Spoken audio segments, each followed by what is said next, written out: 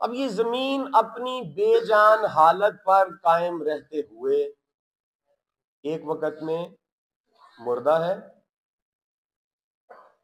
اور بے جان حالت پر ہی قائم رہی ہے تو دوسرے وقت میں یہ زندہ ہو گئی ہے۔ اگر ایک بے جان چیز پر یہ اصول لاگو ہوتا ہے اور یہ قانون ہے کہ وہ بے جان حالت پر قائم رہتے ہوئے مردہ بھی ہو اور بے جان حالت پر قائم رہتے ہوئے زندہ بھی ہو، تو یہ اصول جاندار پہ بھی لگنا چاہیے۔ جس کو مجھ میں بھی کوئی بات نظر آتی ہے، اے خدا ایک وہ تیری ذات نظر آتی ہے۔ آنکھ کے اندھوں نے تو دیکھ لی صبح کی کرن، دل کے اندھوں کو وہی رات نظر آتی ہے کہ چلتے پھرتے ہوئے مردوں سے ملاقاتیں ہیں۔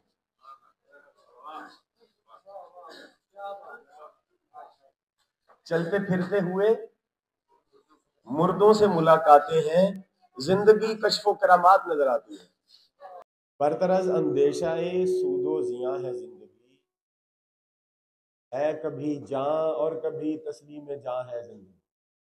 اپنی دنیا آپ پیدا کر اگر زندوں میں ہے، سر آدم ہے ضمیر کن فکاں ہے زندگی۔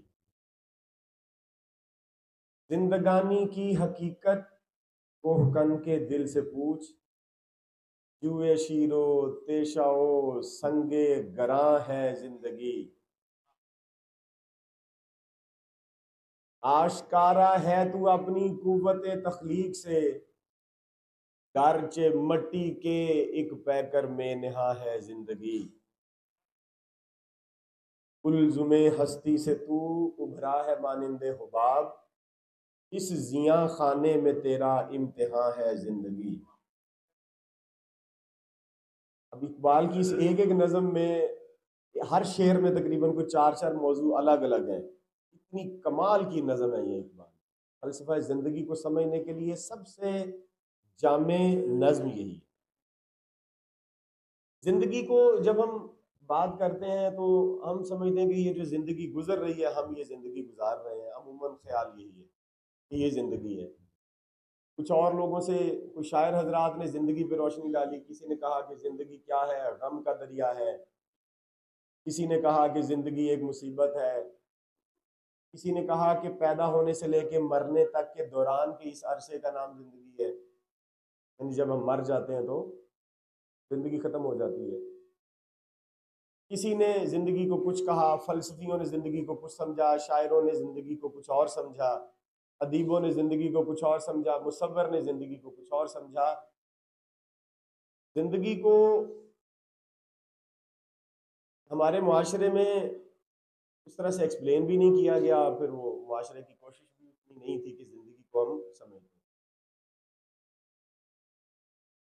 اس لیے اس کے اوپر گرد پڑی رہی ہے کئی صدیاں تک کہ آخر زندگی کیا ہے۔ آج ہم کوشش کریں گے کہ وہ زندگی کے اوپر پڑی ہوئی اس گرد کو ہٹائیں، تو تھوڑا سا سمجھیں، کیونکہ وقت ذرا محدود ہے، تو کئی سیشن ہونے چاہیے اس زندگی کو سمجھنے کے لیے۔ یعنی اس زندگی کو سمجھانے کے لیے اللہ نے 1,24,000 پیغمبر بھیجے، خود حضور ختمی مرتبت کو سب سے آخر میں بھیجا تاکہ تمام انبیاء کی زندگیوں کا خلاصہ ہو رسول خدا کی زندگی۔ رسول خدا بھی خود آ کے اسی زندگی کے بارے میں ہی ہمیں خود عمل کر کے بھی بتایا، بول کے بھی بتایا، اور اس کے بعد پھر رسول خدا کے کمپینینز، ان کے جانثاران نے بھی اپنی ساری زندگی اسی تسلسل میں گزاری ہے، لیکن پھر ابھی بھی ہمارے لیے اس زندگی کے موضوع پر گرد پڑی ہوئی ہے۔ ہٹتے رہنا چاہیے، پھر گرد پڑے گی، پھر ہٹتے رہنا چاہیے ہر معاشرے کو۔ تو جو فلسفیوں کے نزدیک زندگی ہے، جو فلسفیوں نے زندگی کا تعارف کروایا ہے، وہ یہ ہے کہ زندگی کسی بھی چیز کا کسی بھی حالت میں موجود ہونا زندگی ہے۔ مثلا ایک چیز موجود ہے تو وہ زندہ ہے، لیکن انسان کا ذہن صرف اتنا جملہ زندگی کے بارے میں سن لینے سے انسان کے ذہن کو تسلی نہیں ہو جاتی، اس کا جواب مکمل نہیں ہوتا۔ ضمیر کہہ رہا ہوتا ہے کہ یہ جواب مکمل نہیں ہے، کہ ایک چیز کسی بھی حالت میں موجود ہے تو وہ زندہ ہے۔ کچھ لوگ صرف زندگی کو رزق کمانے کا ایک ذریعہ سمجھتے ہیں کہ صبح گئے شام تک کام کیا اور جو پیسے ملے ان پیسوں کو اپنی ضروریات کے مطابق خرچ کر لیا تو یہ زندگی ہے۔ ایک بزنس مین کی زندگی ہوتی ہے، ایک وکیل کی، ایک انجینئر کی، ایک ڈاکٹر کی، ایک عالم، ہر ایک کی ایک زندگی ہے، اور وہ اس ایک دائرے میں جہاں پر چل رہا ہے اور لگتا ہے کہ یہ ایک زندگی ہے، شاید جو میں کر رہا ہوں یہ زندگی ہے، تو یہ بھی زندگی نہیں ہے، یہ ہم نے ایزیوم کیا کہ یہ زندگی۔ کچھ سمجھتے ہیں کہ بس 3 ٹائم کھانا کھایا، سارا دن کام شام کیا، رات کو آگے سو گئے، بس 4 بچے ہوں، ان میں بے شک 2 بیٹیاں اور 2 بیٹے ہوں، اور ان کی شادیاں وقت پہ ہم کر کے فارغ ہو جائیں اور کہ بھی بہت اچھی زندگی گزاری۔ یہ بھی زندگی نہیں ہے۔ یہ جو مغربی فلسفیوں نے کہا نا کہ زندگی کسی بھی چیز میں کسی بھی حالت میں موجود ہونے کا نام زندگی ہے، وہ زندگی ہے، وہ بھی زندگی نہیں ہے صحیح۔ اور گرد پڑتی کہ جو فلسفیوں نے بھی زندگی کی تعریف غلط کی ہے نا، مغربی فلاسفہ کا یہ مسئلہ تھا۔ ہمارے جو مشرقی فلاسفہ ہیں انہوں نے پھر بھی زندگی کی تشریح ان سے بہت بہتر درجے کی، تو ان کی وجہ سے پھر یہ اور معاملہ مبہم ہوتا گیا۔ یعنی یہ پنکھا ہے تو یہ موجود ہے تو یہ زندہ ہے، کہ جو خراب بھی ہو جائے تو بھی زندہ ہے، یہ چلے تو بھی زندہ ہے، نہ چلے تو بھی زندگی ہے۔ لیکن جو مشرقی فلاسفہ ہے انہوں نے اس کے اوپر بھی بحث چھیڑی، انہوں نے کہا کہ ایک چیز زندہ ہے، اس کی صرف موجودگی ہی اگر اس کی زندگی کی دلیل ہے تو یہ تو کافی نہیں ہے۔ مثلا یہ پنکھا خراب ہو گیا ہو، جل گیا ہو، ہوا نہ دیتا ہو تو بھی یہ زندہ یہ نہیں ہو سکتا۔ اس کے بننے کا ایک مقصد تھا کہ یہ ہوا دیتا، اگر یہ ہوا دے اور یہ چلے تو اس کا مطلب ہے یہ زندہ ہے، اور اگر یہ ہوا نہ دے، ہم سوئچ آن کریں اور یہ نہ چلے تو اس کا مطلب ہے کہ اب یہ زندہ، کہ بلب ہے اگر یہ روشنی دے رہا ہے تو یہ زندہ ہے، اور اگر یہ روشنی نہیں دے گا تو یہ زندہ نہیں ہے۔ اس کو بنانے کا ایک مقصد ہے، اس کا مقصد تخلیق ہے، اگر یہ مقصد تخلیق پورا کر رہا ہو تو پھر یہ زندہ ہے نا۔ صرف ایسے تو یہ کباڑ میں پھینک دیا جائے گا کہ پنکھا نہیں چلے گا تو کون اسے یہاں پر ٹانگ کے رکھے گا؟ اگر 2-4 پنکھے یہاں سے خراب ہو جائیں تو مینجمنٹ ان کو اتار دیتی ہے اور نئے لگا دیتی ہے۔ اسی طرح سے پھول، اس کی بھی ایک زندگی، زندگی صرف ہماری اور آپ کی نہیں ہے، ہر وہ چیز جو اس دنیا میں موجود ہے اس کی ایک زندگی ہے اور اس کی ایک موت ہے۔ پھر یہ پھول کی بھی ایک زندگی ہے، پھر حتیٰ کہ یہ جو زمین ہے جس پہ ہم چلتے پھرتے ہیں اس کی بھی ایک زندگی ہے اور اس کی بھی ایک موت ہے۔ یہ ایک وقت میں زندہ ہوتی ہے اور ایک وقت میں مردہ ہوتی ہے۔ اب اس زمین کی زندگی کو سمجھتے کہ یہ کیسی، یہ بڑی عجیب زندگی۔ سورہ یاسین میں اللہ تعالیٰ ارشاد فرماتے ہیں کہ تم نے زمین پر غور کیا، میں مفہوم بتا رہا ہوں آپ کو، ترجمہ نہیں۔ تم زمین پر غور کرو کہ پہلے وہ بنجر تھی، پھر ہم نے اس پر میں برسایا، بارش برسائی اور وہ زندہ ہو گئی، اور اس میں اناج اور پودے اور جڑی بوٹیاں ہو گئی۔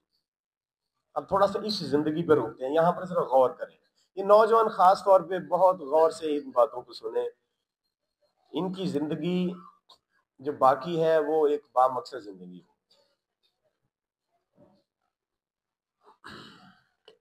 یعنی زمین ایک وقت میں مردہ ہے، اس میں اللہ تعالیٰ بارش برساتا ہے، پھر اس میں پودے نکلتے ہیں، پھول نکلتے ہیں، اناج نکلتا ہے تو وہ زندہ ہو جاتی ہے۔ اللہ تعالیٰ نے اس زمین کو ایک وقت میں مردہ کہا اور ایک وقت میں زندہ کہا۔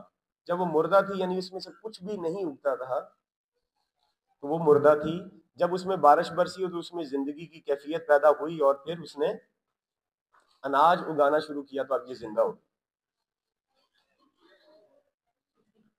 یہاں پر ایک بڑا عمیق اور دقیق نقطہ ہے جو سمجھنے والا ہے، اور ہو سکتا ہے کہ مجھے اس جملے کو 2 یا 3 بار دہرانا پڑے، نوجوانوں کے لیے خاص طور پر، پھر یہ سمجھ آئے گا۔ یعنی یہ زمین جاندار ہے یا بے جان ہے؟ جاندار۔ یعنی جاندار کی تعریف وہ ہے کہ جو اپنی مرضی سے آزادانہ حرکت کر سکتا ہو، نیچے سے اوپر کو یا دائیں بائیں، چاہے وہ پودا ہو یا انسان ہو، جانور ہو، وہ حرکت کر سکتا ہو آزادانہ، اور اس کے اندر شعور بھی ہونا چاہیے۔ یہ زمین آزادانہ حرکت کر سکتی ہے خود؟ ویسے یہ جامد ہے، علماء نے اور فلاسفہ نے اسے جامد کہا ہے کہ یہ زمین حرکت نہیں کرتی، یہ جامد ہے، یہ زندہ نہیں ہے۔ تو زمین بذات خود بے جان ہے، اس کے اندر جان نہیں ہے، اسے بے جان سمجھا جاتا ہے۔ اب یہ زمین اپنی بے جان حالت پر قائم رہتے ہوئے ایک وقت میں مردہ ہے، اور بے جان حالت پر ہی قائم رہی ہے تو دوسرے وقت میں یہ زندہ ہو گئی ہے۔ اس جملے پہ غور کرنا ہے ہم سب نے، یہی پیک ہے ہمارے موضوع کا۔ میں نے بہت ساری چیزیں پیچھے چھوڑ دی ہیں تاکہ وقت زیادہ نہ لگے۔ جب تسلسل چلتا رہے گا نا، پھر اذہان مل جائیں گے ہمارے آئندہ آنے والے پروگرامز میں، پھر دلچسپی پیدا ہو جائے گی موضوعات کو سننے کی، تو پھر ہم تھوڑا وقت زیادہ بھی لے لیں گے تو آپ کو محسوس شاید نہ ہو۔ آج میری کوشش ہے کہ ہم اسے جلدی اختتام تک لے جائیں۔ زمین بے جان حالت پر قائم رہتے ہوئے ایک وقت میں مردہ ہے، اور بے جان حالت پر ہی قائم رہی ہے تو دوسرے وقت میں زندہ ہو گئی۔ اس نقطے پہ غور کریں۔ زمین میں اور کوئی تبدیلی نہیں ہے، وہ بے جان ہی رہی ہے تو وہ مردہ تھی، وہ بے جان ہی رہی تو زندہ بھی ہو گئی۔ اللہ تعالیٰ نے اس کی بے جان حالت پر ہی اس کی زندگی اور موت دونوں چیزیں بیان کی۔ اگر ایک بے جان چیز پر یہ اصول لاگو ہوتا ہے اور یہ قانون ہے کہ وہ بے جان حالت پر قائم رہتے ہوئے مردہ بھی ہو اور بے جان حالت پر قائم رہتے ہوئے زندہ بھی ہو، تو یہ اصول جاندار پہ بھی لگنا چاہیے۔ اصول ہے، یہ فلسفے کا اصول ہے کہ اگر بے جان چیز پر یہ اصول لگا ہے تو جاندار پر بھی یہ اصول لگے گا۔ کیا؟ کہ بے جان چیز ایک وقت میں مردہ تھی اور ایک وقت میں زندہ تھی، بے جان ہی رہی۔ بعین ہی اسی طرح ایک جاندار چیز اپنی جاندار حالت پر قائم رہتے ہوئے ایک وقت میں زندہ بھی ہو اور جاندار حالت پر قائم رہتے ہوئے دوسرے وقت میں مردہ بھی ہو۔